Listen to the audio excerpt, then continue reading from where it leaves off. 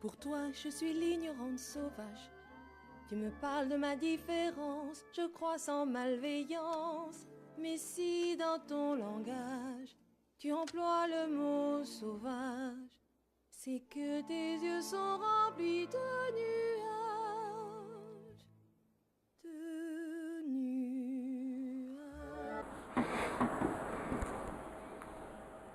Ensuite.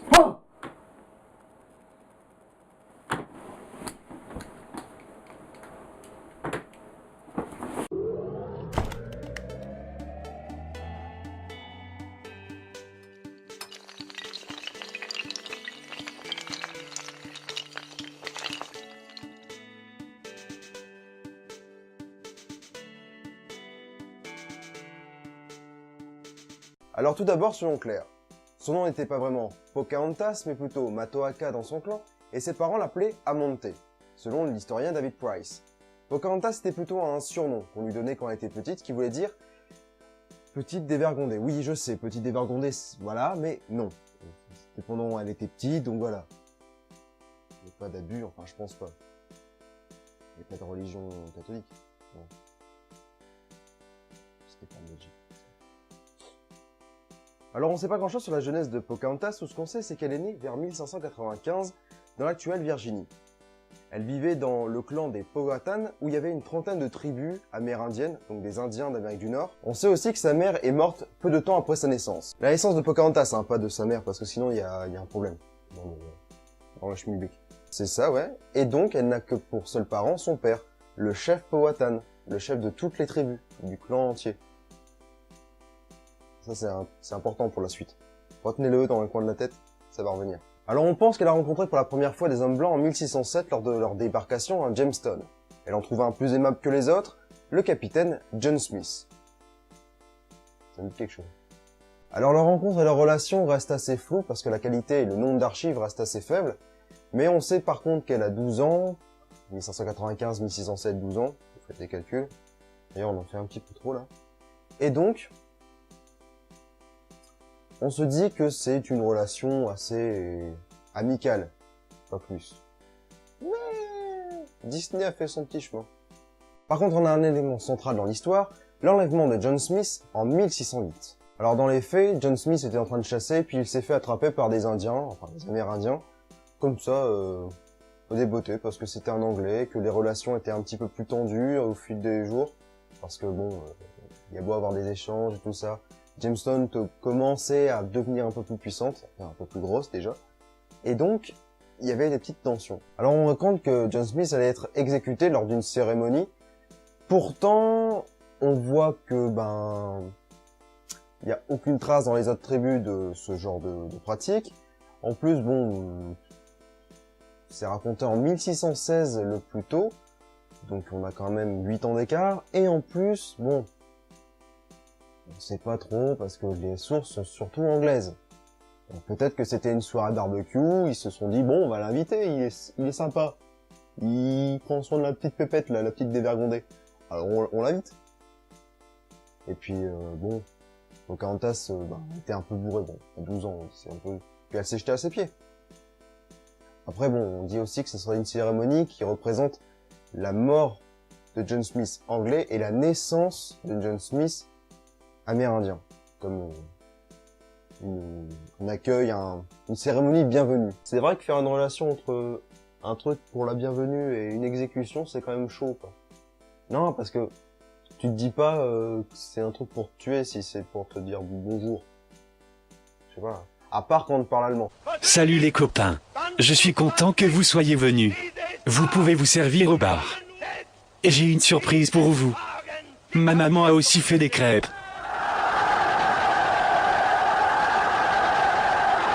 Effectivement, dans cette situation, on peut faire un lien, effectivement. Donc sinon, John Smith s'en va. Parce qu'il est sauvé. Ce qui est étrange, parce qu'il y a une fillette de 12 ans qui saute à ses pieds, il y a toute la tribu qui fait « Oh, pourquoi pas ne pas l'exécuter au final ?» C'est peut-être une bonne idée. Ah. Allez. On oublie tout, puis on se fait un petit freak la prochaine fois. On vous invite. On vous invite. Et effectivement, ils vont les inviter en 1609, sauf que c'est une embuscade. Et Pocahontas va encore donc une fois sauver la vie de John Smith en le prévenant que cette embuscade aura lieu. Donc elle l'a sauvé déjà 2 fois. Le mec a du cul, mais tellement, juste avec une fillette quoi. 2 fois. C'est Joséphine l'ange gardien en fait. Voilà. Pocahontas, Motahaka, Amante, l'ange gardien. Moi, ce serait un putain de truc. Hein. En plus, bon, en France, on aime bien les petites séries.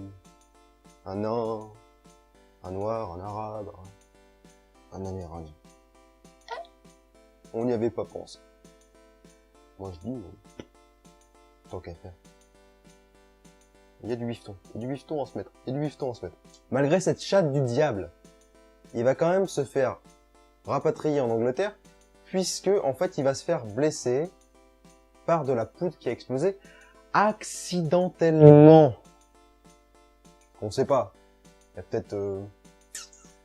il y a des tensions, tout ça. Voilà.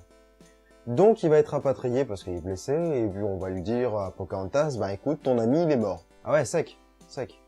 Et si on fait ça maintenant avec... ouais, c'est...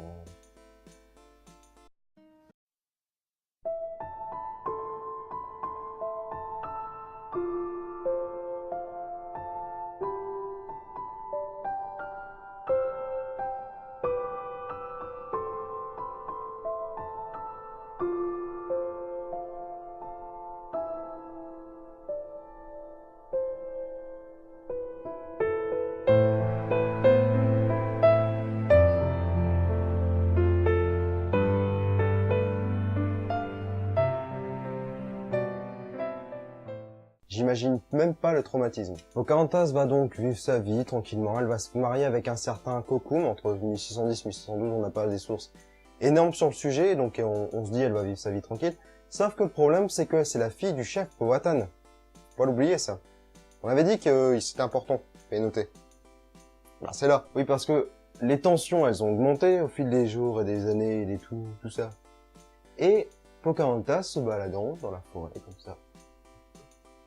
Eh ben, elle va se faire attraper par des Anglais, comme Smith, sauf que Smith, il est pas là pour la sauver cette fois.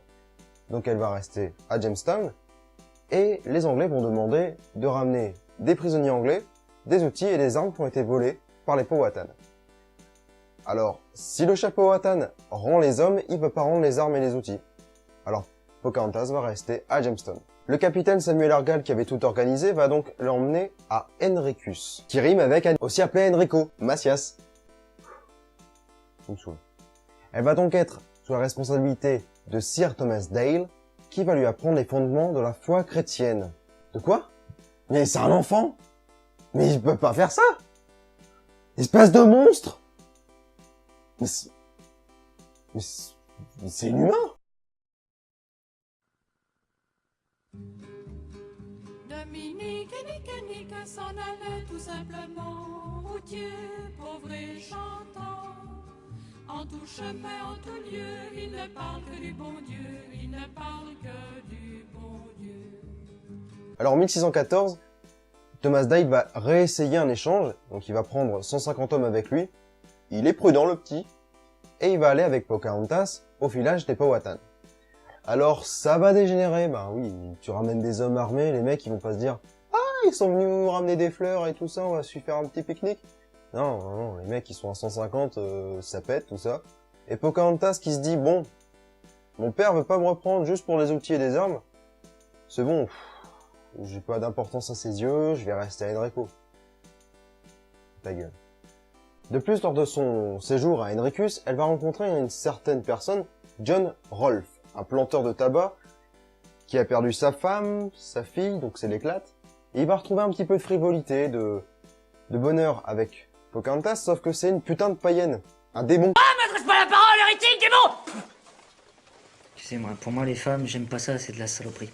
Alors, il va réfléchir. Et puis il va se dire, bon, pourquoi pas, je veux bien me marier avec elle, si elle se baptise. Donc elle va se baptiser, parce qu'elle l'aime. Et elle va s'appeler Rebecca Rolfe. Donc la meuf s'appelle Pocahontas Matoaka Amont, Rebecca, Rolf. Ça commence à faire beaucoup. J'espère qu'ils vont s'arrêter là. De ce mariage naquit un seul enfant, Thomas. Voilà, c'est tout. C'était juste une info comme ça. Une aparté pour l'histoire. Juste le temps de souffler et 1616 arrive et Sir Thomas Dale va décider de repartir en Angleterre pour trouver des investisseurs pour la Virginia Company. Ceux qui payent pour Jamestown par exemple, ou Enrico. Parce que ils ont pas assez d'argent et il faut prouver que les Amérindiens ne sont pas si dangereux que ça, comme on l'a vu tout à l'heure. Ils sont inoffensifs. Donc il va décider de prendre des Amérindiens avec lui, dont Pocahontas et sa famille. Enfin, Rebecca. Alors là-bas, elle va rencontrer la cour, elle va rencontrer James Ier, le roi, et la reine Margot, mais elle va rencontrer un personnage encore plus important pour elle, John Smith. Parce qu'en fait, il est pas mort. Non, elle pensait qu'il était mort, ça fait 7 ans, mais il n'est pas mort, et elle a du mal à s'y faire. Elle va pas réussir à lui parler pendant les premiers temps, et puis après, elle va commencer à se laisser aller, et pouvoir lui parler. S'en suivra alors une dispute, où elle l'appelle père, il ne veut pas. C'est complètement débile, je sais. Mais ils se disputent, ils s'engueulent, et finalement, ils ne se reverront plus jamais. Parce qu'ils décident de repartir aux États-Unis, toute la famille Rolfe. Oui, parce qu'après 7 mois de séjour, la famille Rolfe commence à avoir le mal du pays, et ils décident de rentrer aux États-Unis. Pourtant, Pocahontas voit son état s'empirer fortement, et il est clair qu'elle ne réussira pas à faire le voyage complet. Et c'est donc en 1617, à l'âge de 22 ans, que Pocahontas s'éteint, sous le nom de Rebecca Rolfe, en Angleterre. Son mari repartira aux États-Unis et son fils Thomas sera considéré comme l'ancêtre de toute une nation.